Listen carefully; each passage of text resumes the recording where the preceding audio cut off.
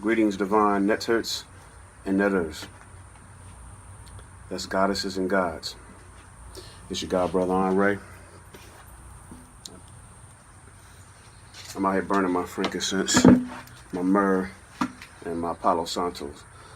I'm here to build with you on what is a Mason. The reason why I chose this particular subject because a lot of people are claiming to practice Masonry or be down with Masonry, and they don't know what the true meaning of Masonry is. With that being said, what is a Mason? If I were talking in third dimensional terms or third dimensional knowledge concerning it in European understanding, because they don't understand anything, then the definition of that would be one who is a builder with bricks, stone, wood, etc. That's what a Mason is, if we're talking European terms, European understanding. If we're talking in terms of fifth dimensional knowledge, or etherical, or what y'all like to call spiritual knowledge, then it is one who is a son of Ma. Ma is the divine feminine which we all come from, which the ancestors who were attuned and one with the cosmos described as the energy responsible for the moon and all of space and creation. The name she was given was Nut, the moon goddess. So, a Mason, as described in the actual spelling of the word Mason, is a son of Ma. So a Mason, as described in the actual spelling of the word Mason, is a son of Ma. You just flip it around. The son comes after the Ma. Okay? The divine feminine energy, which created all known to the most advanced ancient civilization, our ancestors, as Nut. Another component of the word Ma is from the original, highly evolved African ancestors who practiced Masonry and implemented higher knowledge of themselves and the cosmos into their everyday life and culture. They acknowledged it as Ma, not only symbolic in reference to the divine feminine energy, but also a short abbreviation of the ancient African word Ma'at, which were the divine guidelines, rules, and principles of action that one and all should use to govern themselves, to maintain an internal positive universal order, along with harmonious balance and oneness with themselves and all in the infinite cosmos or omniverse. So true ancient African ancestors who were Masons, and the first Masons, might I add, were followers of the 42 divine principles of Ma'at. Now, that you know what a Mason is and what they were supposed to be aligned with. What is a Freemason? A Freemason is one who has freed themselves or seeking to free themselves through their practices from Ma'at and the divine energy that holds them together, connected with her. When we talk about one freeing themselves from Ma'at or from Ma, we are talking about beings freeing or separating themselves etherically from Ma or the divine feminine energy and her principles. Because as one created by and under her divine energy, you will always be connected to and subject to the divine laws of that creation, which spawned you. But here we are talking about one who has separated themselves, Freemasons, mentally from the teachings of the divine truth, which magnetically held them together and holds all in creation and the omniverse together. Why do we say it magnetically holds them together? Because you have electric energy that we are. We are electric light beings. Okay, your aura is an electric life force, pure energy. The electromagnetic energy that is from the source is part of us and keeps us connected to the source. Now, the energy created from this separate existence, spawned off from the divine energy of Ma, or Nut, is known as El, or the Elum, also pronounced as the Elohim. This is the masculine energy. To the yin, you also have the yang. Here in this case, to the Ma, you have the El. Now the original, as we all know, is supreme, positive energy, and balanced creation in the form of Ma / the divine feminine, over all, which the ancient Kemetans described and depicted as Nut, in their teachings and drawings all over pyramid walls and temples by those attuned with the infinite cosmos, which is her. We use the words overall when referring to her, the divine feminine energy, or Ma or Nut, because she is the manifestation of the highest chakras or divine cosmic energy within you.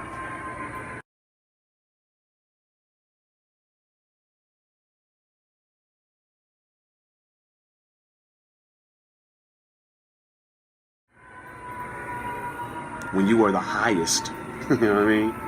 You are over top. You are overall.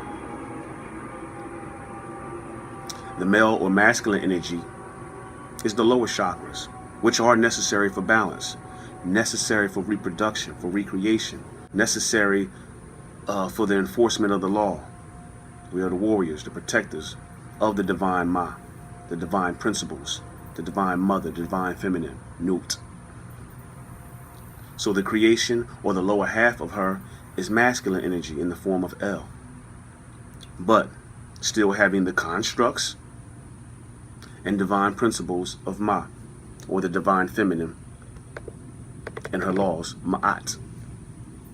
So the El, masculine energy, coming from and created by Ma, the divine feminine energy, is netherly balanced, in harmony, and one with the divine attributes and laws of Ma, which are manifested in the 42 principles of Ma'at. That's where you get the third dimensional term for the masculine energy in the name of male, because he / El came from Ma. If you came from Ma and El, you put them two together, you get the word Ma'el, male, the third dimensional term for a masculine being, a male. The feminine version of that original version, you know what I mean? The feminine version of that is the original version, known as the female, fem, el. All right? The fem comes before the el in the word because it is given reference and honor to the divine feminine as the creator of the male and all things in existence, and therefore it is first. Now, if you look at the drawings of the stars and the pictures that I'm about to show you, / know this, but that's another build, that stars aren't actually in the shape of stars depicted in pictures with 5 points that we've been widely taught. They just radiate energy, giving that image. They just radiate light, giving that image. In actuality, they are atoms whose intense, infinite, and eternal energy give off light that appear from the distance as stars with 5 points, etc. Now I'm going to show you a couple pictures to get you to look at this real fast.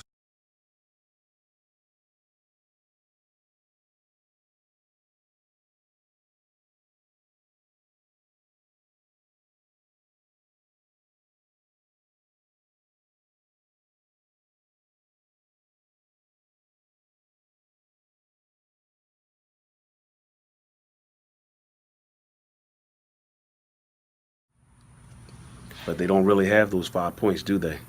No. No, they don't. They just radiate that energy giving off the frequency and the image, to others, that's what they have. In actuality, this is what you're looking at. Stars are just actually atoms, new creations.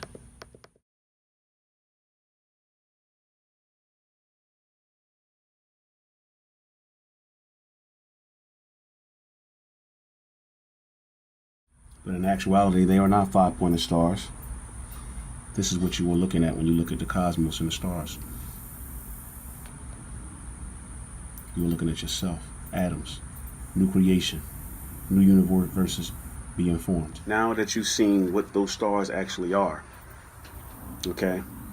And I need you to open your minds and internally ask yourself. Don't just go by off my teachings, but internally ask yourself. And I want you to think about this. Nothing in existence starts off as a straight line and then ends as they depict stars do. Bing, bing, bing. You know what I mean? You know, 6-pointed star, 5-pointed star, however they do it. You know, you do have angles as it's depicted that stars do, but those angles don't come into existence until a certain necessary level of evolution in the 360, which is your start, alters, as we as alchemists are known to do. We alter and change things, and we evolve ourselves. So those angles don't come into existence until us non-ether beings increase our speed, vibration, and frequency, causing a change in our physical appearance and reality, which brings into existence those angles and become manifested through shifting from its original state of 360 degrees, evolving around each other. Why do we change our frequency? Why do we speed or increase our speed and stuff like that? Because we evolve. The higher you evolve and elevate, the higher your frequency is, the more illuminated you become. This is symbolic to the same way in scientific terms that you get from the flower of life, you get the egg of life. It evolved. From the egg of life, you get the tree of life. Another level of evolution, another step in evolution or stage. Then you get the fruit of life. Then from the lines drawn from the points of all of those spears, 360 degrees to each other, you get the form of the shape of Metatron's cube, as I'm going to show you in these pictures. Here you have 360 degree cipher or spear, two of them. When they overlap each other, because they are connected to each other, they are drawn to each other magnetically to come together and merge. Once they merge, they procreate. Their merging alone creates the infinity sign. When two come together, they are bound to produce. A male and a female are bound to produce, not just two. Let's keep that straight. All of it wouldn't print out, but you have the seed of life. If you look in the very center of that, you see the original circle. Then you see the overlapping one on the top. Then you see the other overlapping one on the bottom. Then the four on the sides. Okay? And they're all still encompassed by a larger 360 degree surface or circle or sphere. But they keep expanding as evolution, as the omniverse, as life and all in existence does. That's the seed of life, but that's the pattern right there that all is created from. From that, you get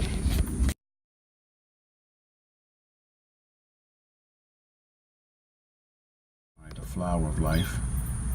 Here's the flower of life right here.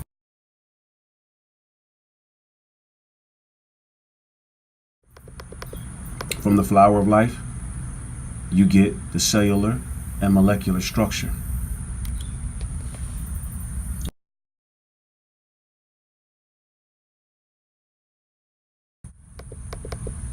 Now, I'm going to go back up because it said at the top, flower of life, then you have cellular and molecular structure, which, you know, your cellular and molecular structure is derived from the flower of life.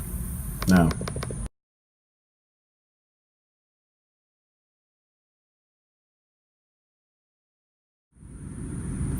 so that's the difference between cellular and molecular structure. But your cellular and molecular structure is combined and formulated from the flower of life.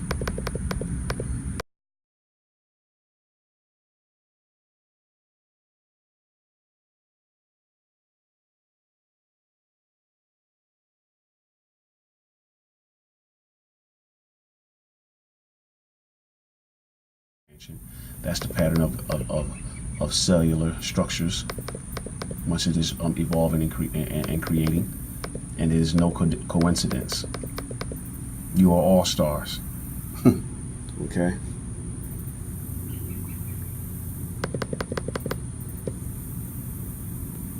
From those stars, you see the angles coming from their points, creating another pattern of creation in the omniverse, which is called Metatron's cube. Now you may be asking yourself, why is this necessary, or why do I deem this necessary for you to learn? Because our ancestors understood the knowledge of not only the flower of life, but of Metatron's cube as well. They understood this knowledge, and because of their understanding of this knowledge, they were able to form structures that still stand hundreds of thousands of years after they were built, such as the pyramids, the Sphinx. Because they understood this knowledge, they were able